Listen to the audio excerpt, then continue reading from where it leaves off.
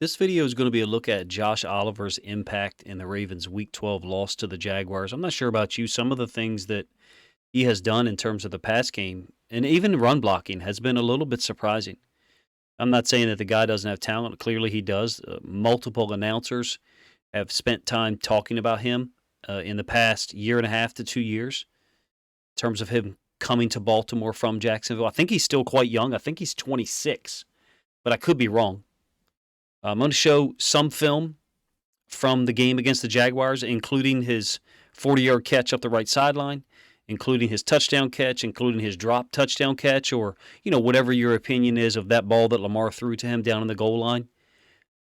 And then also show the last play where he gets a 12-yard gain that at least gives us an opportunity to attempt a game-winning field goal.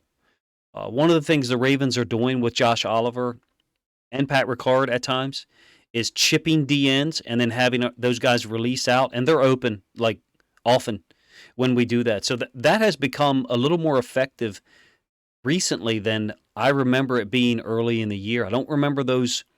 Essentially, they're checkdowns. It's a chip release by a tight end or, in Ricard's case, a fullback.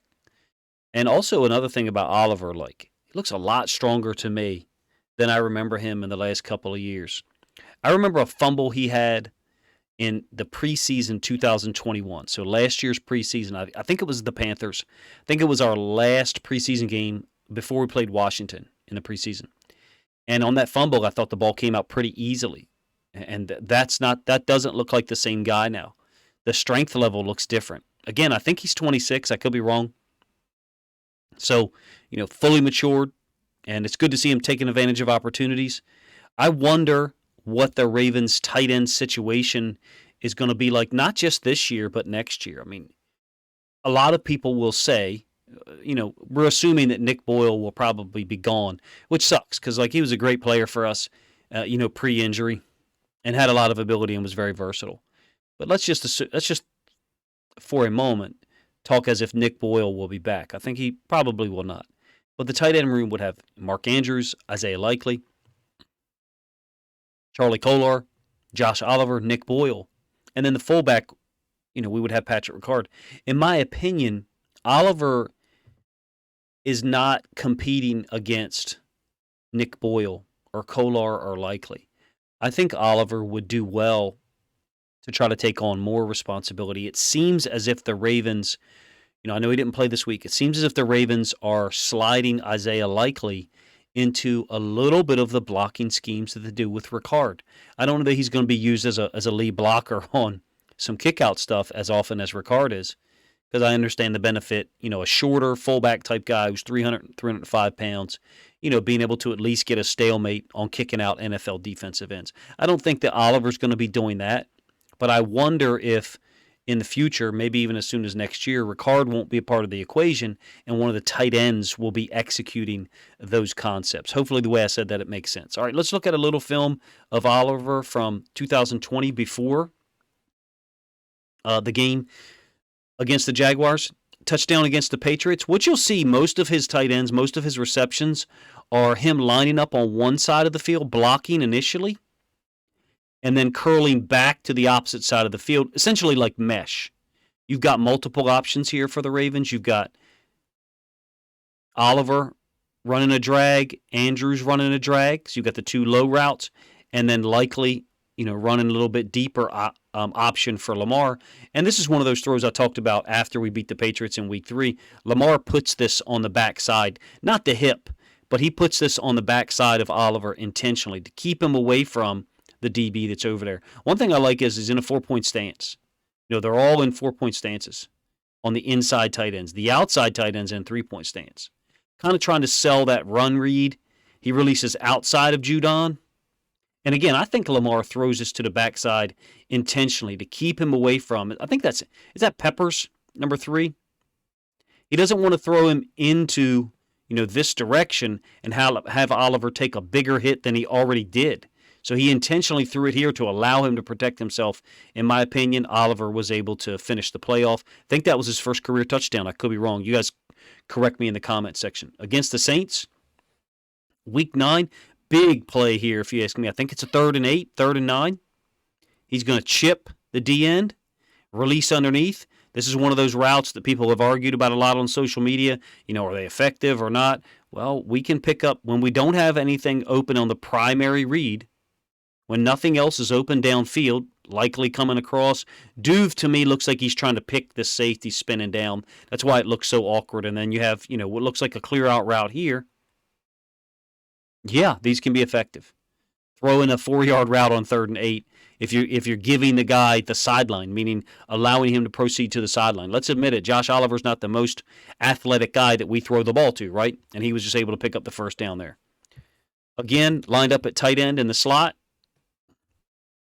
I think the longer the play gets off task, the less effective he is.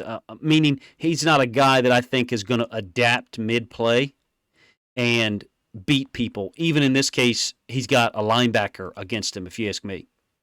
It seems to me he would succeed the most, Oliver, when the play is designed a certain way and it works out that way and he can execute what he's asked to execute. When he has to ad-lib a little bit, like I just showed you there, that to me would be a weakness. And I just pulled that play just to make that point.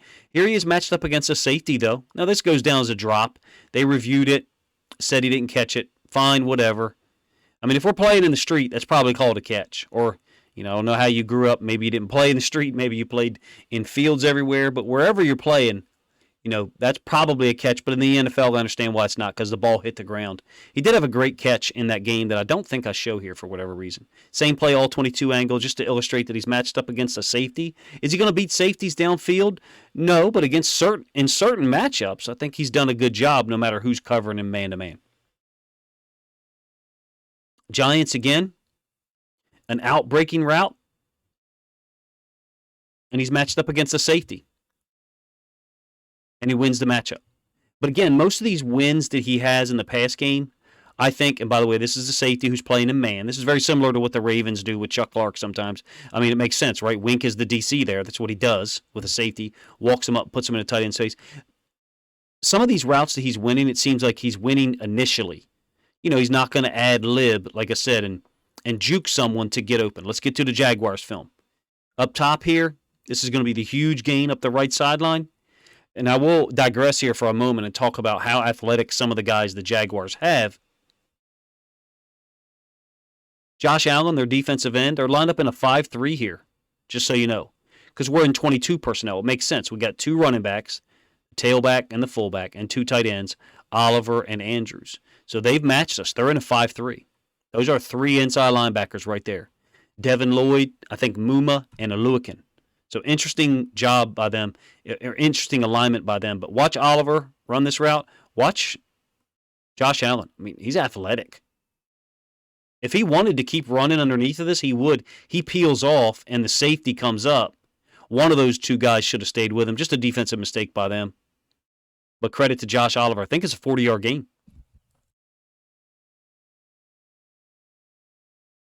Right here, Allen is going to try to get hands on him just a little bit. He runs by Chad Muma. All the flow is going to the defense's right, wide open. And again, ball security seems to have improved as well, because that was when he came to Baltimore initially. That was one of the things that was openly talked about. A couple of things to say about this play, like Trayvon Walker wasn't getting hands on tight ends Sunday, and that kind of surprised me. What I saw early in the year was a very technical guy. Let's get to the throw for a second. Yeah, I guess it's high, but I feel like Lamar had to throw it over the top of this defender. Yeah, it's Foye Oluokun, who's a linebacker. So I guess maybe the ball could have been another foot lower. It's an opportunity for Oliver to make a play. He doesn't make the play even the second time he attempts to catch it. I still feel like the throw was pretty much where it needed to be. Again, the Jags are in this 5-3 look. And Oliver's releasing outside, and Trayvon, it's a little disappointing to me as someone who's like a big fan of him. Like, he's not getting hands on the guy at all. I understand if you're lined up here, like this edge rusher is, there's a yard or more between your inside foot and the outside foot of the tight end. So to step down and get hands on him would be a pretty big step. It's a little bit outside what the position calls for. This is head up. And it's a free release. I feel like you shut down the options for tight ends when you get hands on them, because they are admittedly less athletic guys than wide receivers. I'm not sure. If you're a Jags fan and you're watching this, let me know if that's consistently happening. It just surprised me. That's all, because I have high expectations for Trayvon Walker. I think he's a hell of a player and got a lot of talent. Outside release again, runs in between Oluwakin and Devin Lloyd. Yeah, I guess the throw is a little bit higher than it needed to be for it to be caught. Live speed, watching it, I thought, well, what kind of arc does Lamar have to throw it on to get it over top of this guy and have Oliver catch it here? We can't draw imaginary stuff that dips down at the last second. He can't throw a drop ball. I just don't know what arc he would throw it at to get it over top of this defender, and where Oliver could catch it in the timing that he's got to catch it. But maybe I guess it could be a foot lower or 18 inches lower and Oliver make the catch. All right, later on in the game, he's up top. And again, Jags are in his 5-3 look because it's 22 personnel by the Ravens. Same concept. Ricard, motion toward Oliver, away from Andrews. So what I mean by this, here's Andrews, here's Oliver. Ricard's motion's taking him to Oliver. And I think there's something to this, what the Ravens doing. Motion away from Andrews, and then Andrews on an outbreaking route. I see Andrews on outbreaking routes more often lately. Foye Oluwakin does a good job at first identifying Josh Oliver, and you'll see it from the end zone angle here in a moment. And then I just feel like he gets too heavy looking back at the quarterback.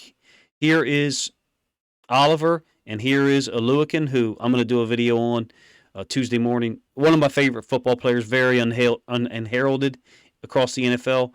Oluwakin has identified pass. He's looking here, got nothing, so he turns and identifies Josh Oliver.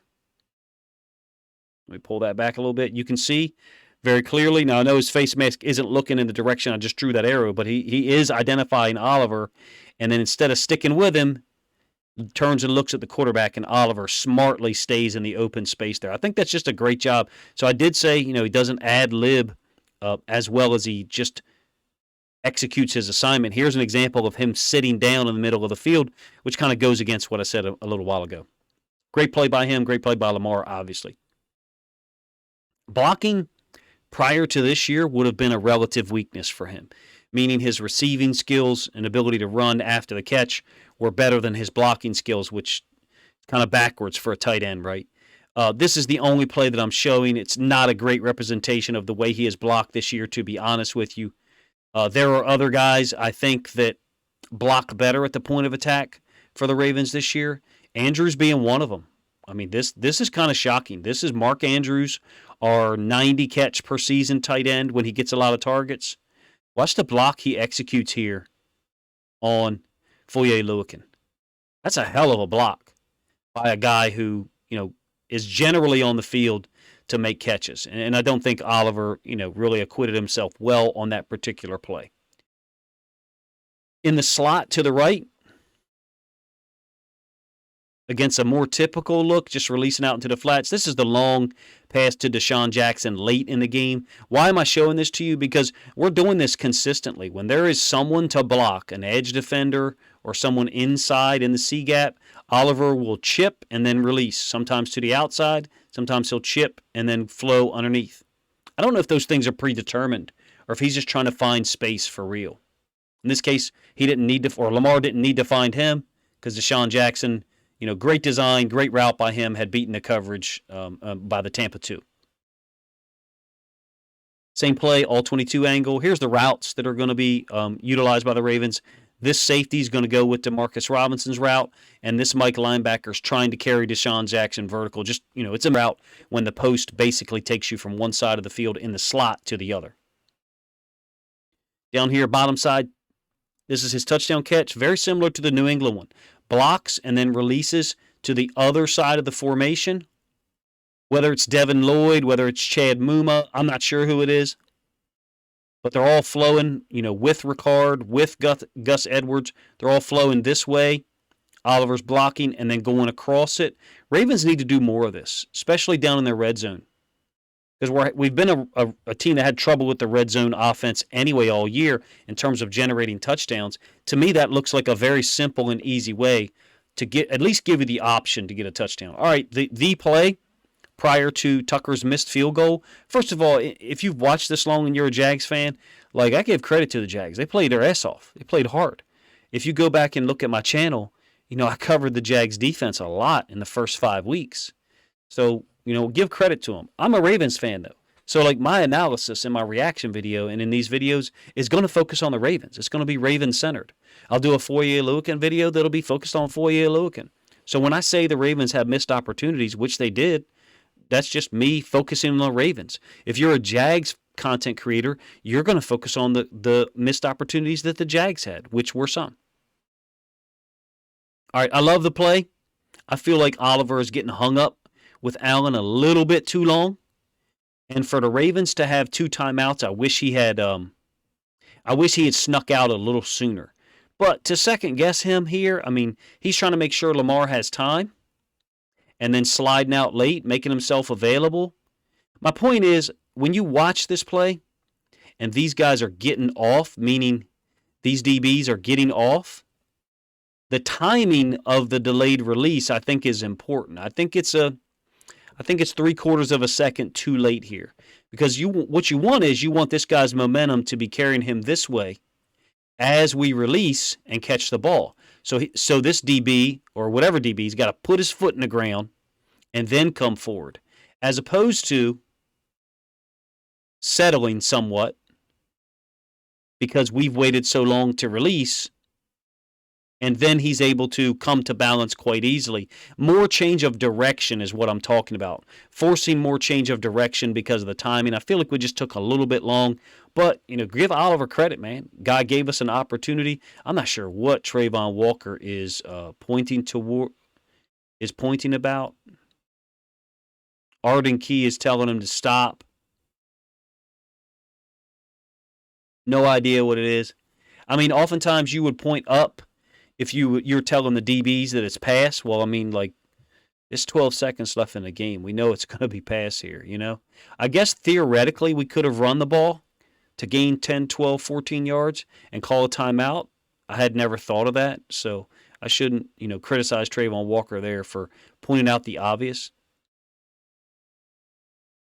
Great job, if you ask me, of the Ravens protecting Lamar, give him an opportunity. Foot goes out of bounds. I think right where the ball was spotted. Tucker gave it a hell of a run. Hey, what do you think of Josh Oliver's play? I'm not into those discussions like, is he tight end 1, tight end 2, man, that's just boring and banal for me, to be honest with you. I feel like the guy's executing, putting himself in position to get on the field and have an impact. He's had 2 touchdowns this year, first 2 touchdowns of his career. Wish he could have had more, because I think that the other touchdown catch that was either a drop or a slight overthrow by Lamar, whatever your perspective is, I don't really care. I just know if it was a touchdown, we would have had 4 more points there, which could have come in handy right here in the end of the game situation. Let me know what you think of my breakdown. Obviously, it's a disappointing loss for us as Ravens fans. Like, we all pissed off, and we should be, because we have high expectations for our team, and we expected to go down there and win that game by 7, 10, 12 points, something like that.